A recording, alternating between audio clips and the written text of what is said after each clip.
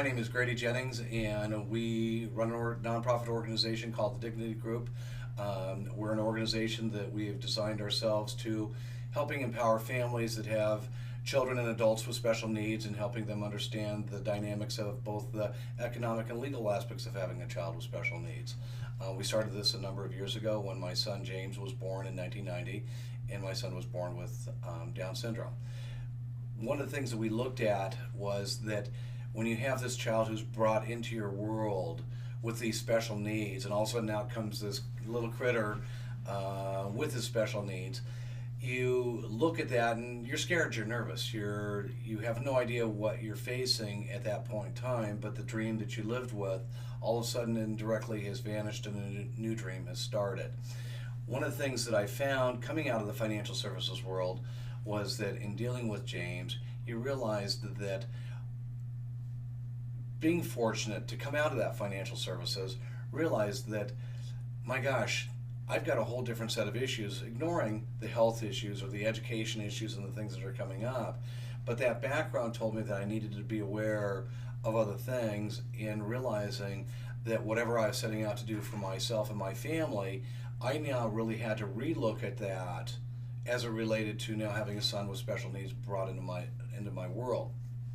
So one of the things that I spent a lot of time doing was trying to understand the dynamics and doing a lot of research and education and trying to find out what that all meant. What I really found was that I just didn't believe that there was a lot of people out there that truly understood the dynamics of having a child with special needs. So through the course of that, what we found was that if I have those issues, so do a lot of the families out there, and they're just trying to get used to having this person in this world that's a whole lot different than what society has typically brought into the world. So what we asked families to do for about 5 years is if they could effectively become our cadavers and let us learn from them the different things, because I realized very early that my son and a lot of other kids with special needs, they were very much in the same world and in the same capacity of living inside Social Security, in regional centers and Medi-Cal and the different programs that are out there. So they were all in this generic world, and my son with Down syndrome was just like any other kid with Down syndrome. Realizing that there was so much more falsehood to that than there was, and realizing that that individuality really starts then to come at home. And so what we wanted to do was start talking to other families about the situations that they were facing, that they were dealing with, so we could understand the generics becomes individualized and personalized once we're inside each family's home. But what we have to understand first is really what is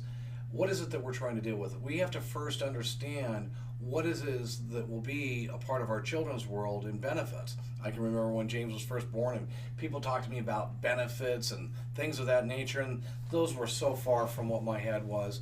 But trying to understand what those things meant, and at first it's like, oh, I don't need that, or I don't need this, and I can do this on my own, to realizing that there were systems and agencies out there to help us as families. So what it taught me was that, because from a societal standard, our children are not going to be labeled as having much in the way of